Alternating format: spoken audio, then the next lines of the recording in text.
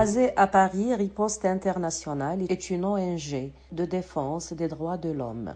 Monsieur Boukhalifa Ben Ma'ammar, vous êtes président du conseil d'administration de Riposte Internationale. Bonsoir, merci d'avoir répondu favorable à notre invitation. C'est moi la voix. Non, c'est moi la voix. Nous sommes la voix. Nous sommes tous la voix des sans-voix. Pour commencer, parlez-nous de votre ONG, Riposte Internationale, le but de sa création, ses actions sur le terrain. Bonjour. Donc Riposte Internationale est une démarche de militants qui ont eu un long parcours dans la défense des droits humains, qui sont passés par les différentes phases et qui étaient vraiment impliqués dans ce combat-là en Algérie pour la plupart, pour ne pas dire pour la totalité. Donc à partir de la crise Mzab, donc une réflexion est née sur toutes ces violations. Donc effectivement, il y a juste à revoir la fin des années de 2009, 2010, 2011, 2012, avec les points culminants aux alentours de 2014. Donc il est né une réflexion qu'il fallait absolument se doter d'une structure qui puisse être à même de relever un peu toutes ces exactions. Et par extension, donc beaucoup d'observateurs parmi nous ont anticipé un peu cette lame de fond qui a surgi en 2019. Mais pour nous, pour vous dire, ça n'a pas été vraiment une surprise. Donc pour les militants de terrain que nous sommes, les tableaux de bord pour nous, ça faisait un moment qu'ils en viraient au rouge, d'une part, et d'autre part, les indicateurs les plus importants viennent directement de nos camarades qui sont en Algérie. Donc globalement, donc vous avez des personnes avec des profils différents, mais les éléments fédérateurs sont quand même la défense des droits humains et qu'il fallait absolument que cette question soit abordée avec une approche qui se libère de l'approche traditionnelle à géométrie variable. Vous avez organisé dernièrement un colloque à l'Assemblée nationale en présence de différents militants des droits de l'homme. Quel était le programme, les thèmes abordés de cette rencontre? Concernant le colloque qui a été organisé récemment, co-organisé avec Madame Georges Buffet, présidente du groupe du Parti communiste à l'Assemblée nationale française, découle plutôt d'une démarche qui remonte pratiquement à 2 ans. Donc à l'origine, l'objectif, c'était le constat commun sur le fait que les questions algériennes étaient abordées sous un prisme qui ne tient pas compte des nouvelles réalités, des mutations profondes de la société, de l'émergence de la société civile au sens stricto sensu du terme, et éventuellement l'émergence de la dynamique révolutionnaire du Hirak Thankra, qui est venu un peu bousculer ces clichés pour un certain nombre d'acteurs politiques français de premier ordre, puisque la tentation était relativement grande dans leur imaginaire de réduire un peu cette dimension à une simple... c'est-à-dire que les conditions sociales étant ce qu'elles sont, donc ça ne dépasse pas des simples manifestations, alors que la remise en cause profonde du régime et de manière pacifique tranche nettement avec ces clichés, je dirais. Donc l'objectif aussi était de pouvoir redonner la parole à des acteurs de différents pôles de cette dynamique révolutionnaire, dont la différence la plus large est que l'expression plurielle puisse être aussi portée au vu et au su de tout le monde. Donc effectivement, nous, dans cette démarche, l'invitation a été lancée à l'ensemble des collectifs présents dans la diaspora, ceux qui n'ont pas ou ceux qui ne voulaient pas être présents pour des raisons qui les concernaient, donc nous on s'en est expliqué, c'est dommage. C'est toujours des tribunes, nous on considère que c'est toujours des tribunes qui font avancer les choses, et pas l'inverse. Ce qu'il faudra dire aussi, c'est qu'on a trouvé une oreille attentive auprès de Madame Marie-Georges Buffet, et qui a quand même constaté aussi que effectivement décentrer la vue puis la vision délestée de tous ces clichés, de tous les préconçus qui pouvaient se faire sur ce qui pouvait se passer de l'autre côté de la Méditerranée concernant un mouvement démocratique, un mouvement séculaire qui s'inscrit vraiment dans une perspective, ça on l'a partagé avec elle. Et puis on avait le souci aussi d'inviter, de partager un peu au-delà du constat, de partager des visions communes par les forces progressistes de la France. Donc nous, on ne se fait pas d'illusions non plus. Donc la réalité étant ce qu'elle est, nous ne pouvons nous substituer aux Algériens nous considérons qu'étant ici, nous avons des missions à accomplir qui sont les nôtres, que ce soit en tant que militants associatifs, que ce soit en tant que militants d'ONG, ou que ce soit au titre de personnalités qui façonnent un peu l'opinion. Ça a été un peu dans cette optique que ça a été fait. Monsieur Boukhalifa Ben Ma'ammar, pourquoi l'Assemblée nationale? Alors, à la question pourquoi l'Assemblée nationale, moi je serais tenté de vous répondre en vous disant pourquoi pas. Mais notre réponse n'est pas dénuée d'arrière-pensée, je vous dirais. Tout simplement, quand vous voyez le blackout médiatique sur pratiquement presque bientôt 3 ans d'ébullition en Algérie et au sein de la diaspora, la couverture médiatique s'est résumée à pas grand-chose. Donc il y avait 2 ou 3 documentaires qui ne reflétaient pas vraiment la réalité, et puis dans un jargon, dans un pathos, je dirais, qui n'a pas tranché avec l'ancien, puisqu'il suffisait juste de prendre en photo quelques jeunes Algériens qui étaient en train de partager un petit moment, de parler de leur ras-le-bol, mais l'Algérie profonde, qui a pris la décision quand même d'aller occuper l'espace public, de réclamer le départ du régime, l'avènement d'institutions démocratiques, la rupture totale avec les pratiques anciennes qui sont faites de passe-droit et de corruption, de tout cela. Donc l'une des raisons fondamentales, c'était d'utiliser l'Assemblée nationale comme une tribune et de dire aussi que les choses soient claires un peu, nous ne réclamons absolument rien du tout de l'État français. Nous considérons que l'Assemblée nationale est, à plus forte raison dans un contexte démocratique, représente les élus du peuple français qui, eux, peuvent peut-être aussi être sensibles à cette question, comme ce fut le cas par le passé. Nous ne cherchons absolument pas l'unanimité dans la société française, mais nous cherchons aussi que les divers acteurs qui jouent leur rôle assez régulièrement, de pouvoir... nous, l'objectif, c'était de les sensibiliser sur ces questions-là. Le blackout médiatique, et aussi de dire que ce qui a été souligné par l'ensemble des intervenants, avec toutes leurs différences, qu'aujourd'hui, le régime algérien ne constitue pas un partenaire fiable pour l'avenir. Donc il y a eu des échanges qui ont été faits. Et puis l'Assemblée nationale, donc c'est un lien qui consacre aussi une forme de démocratie, je ne dirais pas aboutie, mais qui passe par la représentation populaire, le suffrage universel et la représentation du peuple. Certains militants algériens ont critiqué cette initiative justement en la considérant comme une ingérence étrangère. Que répondez-vous à ces critiques? Alors, concernant la réaction d'un certain nombre de nos camarades ou de l'autre côté des officiels, écoutez, la réponse va se faire sur 2 niveaux. Hein. Donc, nous, on n'en attendait pas moins des officiels, d'être vilipendés, d'être traités de traîtres.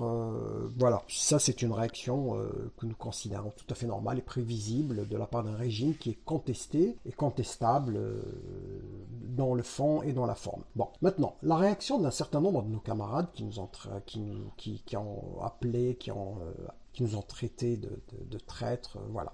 Si vous voulez, nous, dans l'absolu, c'est des réactions que nous pouvons comprendre. Vous savez, quand une réflexion arrive à sortir de sa condition objective et de se dire que les espaces où l'on peut porter la voix des personnes qui sont opprimées, des personnes à qui on a dénié le droit de s'exprimer librement. Pour nous, c'est des espaces qu'on occupe sans le moindre état d'âme. C'est pas vain d'avoir essayé d'inviter le maximum d'acteurs, entre parenthèses, des collectifs. Et puis aussi, l'envers du décor, c'est que pratiquement, nous sommes la seule organisation depuis 2 ans à organiser des rencontres. Ceux qui ont crié au loup à la bergerie ont oublié qu'en 2020, au mois d'octobre, nous avions organisé un colloque à la Bourse du travail à Saint-Denis, où nous avions réussi quand même le pari de faire asseoir autour des tables, qu'il y ait des communications, qu'il y ait un débat qui était quand même assez fort, des diverses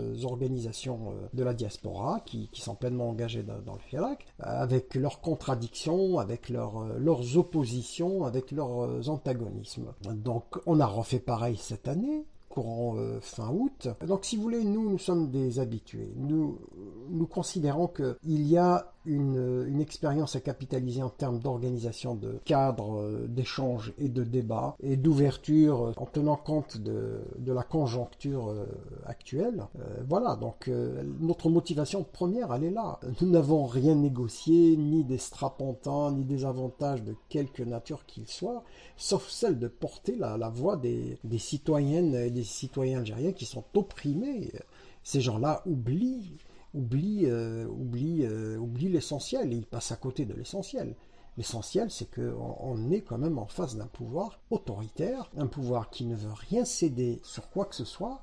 Et vous n'avez qu'à consulter les rapports de notre ONG sur le nombre de détenus politiques qui ne cesse d'agrandir, le verrouillage politique en réduisant l'opposition à pas grand-chose, en verrouillant le champ médiatique et en le contrôlant et en le domestiquant. Puis je peux vous dire qu'aujourd'hui, on va vous dire, notre action a fait des émules. Rien que la journée du samedi, la samedi 30 octobre, vous allez trouver 2 activités qui sont organisées en table ronde, à Saint-Denis et à Paris 20e. Bon, pour la plupart, certains de ces organisateurs qui nous ont invités, auxquels d'ailleurs on a répondu favorablement, faisaient partie de ces camarades qui nous sont tombés dessus.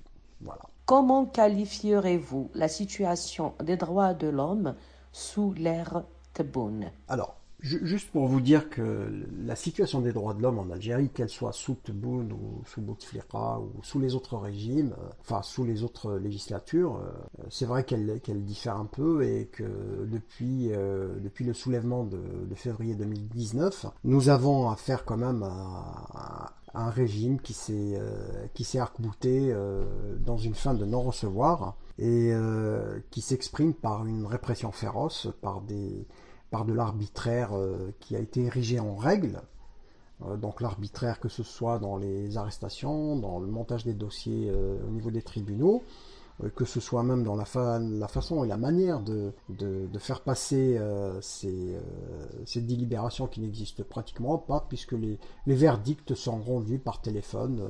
Voilà, donc instruction de dossiers complètement fallacieux et vides sur le plan juridique, et je peux vous dire, sans risque de me tromper, que nos correspondants, qu'ils soient des avocats ou des militants actifs sur le terrain à Alger, à Oran, à Constantine ou à Nama, nous ont confirmé que la totalité de ces dossiers étaient vides, pratiquement vides. Et donc, comment voulez-vous qu'il y ait un habillage d'un délit d'opinion? Donc, bien sûr, il y aura toujours le fallacieux prétexte. Par contre, là, sous Tebboune, il y a quand même, ça s'est corsé, puisqu'aujourd'hui, le risque de se faire arrêter pour le motif d'appartenance à un groupe terroriste ou se livrant ou soutien à un groupe terroriste devient quand même un cran, voire 2 ou 3 au-dessus de ce qui était fait auparavant. Donc aujourd'hui, le danger, le virage autoritaire s'est alourdi avec un arsenal juridique assez impressionnant, puisqu'aujourd'hui, tous les militants qui sont même, y compris ceux de la diaspora, sont susceptibles d'être classés comme étant faisant partie des organisations terroristes. Donc je ne serais pas surpris si demain, nous, à Riposte, on était classés comme tel. Bon, en tout état de cause, dans le fond, rien ne change. Il y a une continuité par rapport à la législature précédente et depuis pratiquement l'indépendance. Mais là, ces 2 dernières années, ça a été quand même un peu le virage autoritaire s'est exprimé par un nombre impressionnant d'arrestations pour des charges qui ne tiennent pas la route. Voilà. Donc c'est une situation catastrophique. C'est une situation catastrophique. Et aussi, c'est une question qui amène une autre question, c'est celle du monde carcéral, entre parenthèses, puisque se pose le problème de l'humanisation des centres de détention ou des endroits de privation de liberté. Donc en contexte démocratique, vous avez des autorités qui quand même rendent des rapports qui jouissent d'une certaine indépendance et qui ont cette possibilité de dénoncer des conditions d'incarcération qui ne répondent pas à un standard de respect de dignité humaine. Mais en Algérie, vous n'avez pratiquement rien dans cette optique. Hein. Le monde carcéral algérien reste sourd de par les vexations, de par la torture, de par les agressions de toute nature. Juste pour vous dire quand même qu'il y a eu quand même des agressions qui ont porté atteinte à l'intégrité physique et à la dignité de pas mal de détenus.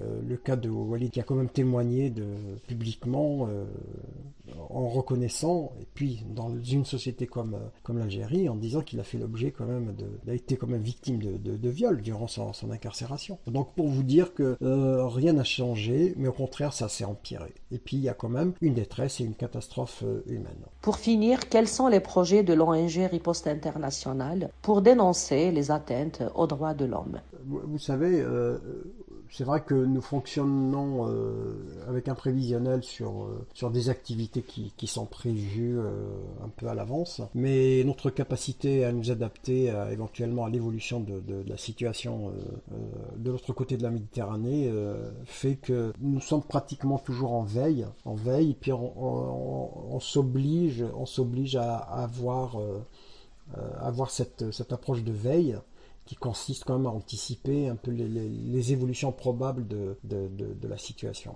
Donc pour vous dire, nos projets, ce serait quand même de structurer un peu plus notre organisation, pour vous dire, bon, nous on a un peu moins de 4 ans d'existence, mais avec un volume d'activité assez important. C'est de pouvoir aussi porter au-delà des périmètres qui nous sont impartis la question des droits humains, dans le bassin méditerranéen, dans la rive sud. Nous ne sommes pas cantonnés uniquement au cas de l'Algérie, mais pratiquement à toute la façade sud de la Méditerranée. Juste pour rappel, Riposte aussi a été fondée par des militants camarades du Maroc, de Tunisie et de Libye. Donc si vous voulez, notre implication va au-delà de la question uniquement de l'Algérie, mais elle touche pratiquement toute la rive sud de la Méditerranée, qui veut dire l'Afrique du Nord. Et on souhaiterait aussi qu'il y ait dans nos activités aujourd'hui, parce qu'on arrive à organiser des activités où on peut recevoir du monde dans des salles et tout, c'est sensibiliser le maximum d'acteurs influents. Par contre, cette fois-ci, de la rive nord de la Méditerranée, puisqu'on a quand même un maillage qui nous permet d'espérer de très bonnes choses avec des camarades espagnols et italiens, qui ont pris quand même conscience du drame humain qui est en train de se vivre de l'autre côté. Hein. C'est depuis la crise libyenne, en passant par la Tunisie, ce qui est en train de se passer en Algérie, et ce qui couve au Maroc depuis un certain nombre d'années aussi.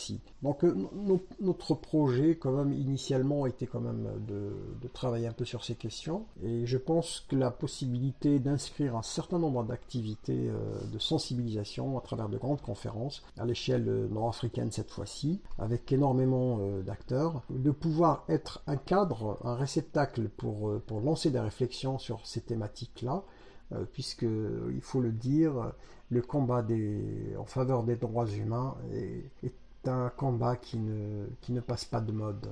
Il ne subit pas l'effet de la mode, puisque la moindre petite exaction qui touche les droits fondamentaux des citoyennes et des citoyens, quel que soit l'endroit où ils se trouvent, doit interpeller tous les militants qui sont engagés pour cette cause. Monsieur Boukhalifa Ben Ma'ammar, merci infiniment. Au revoir.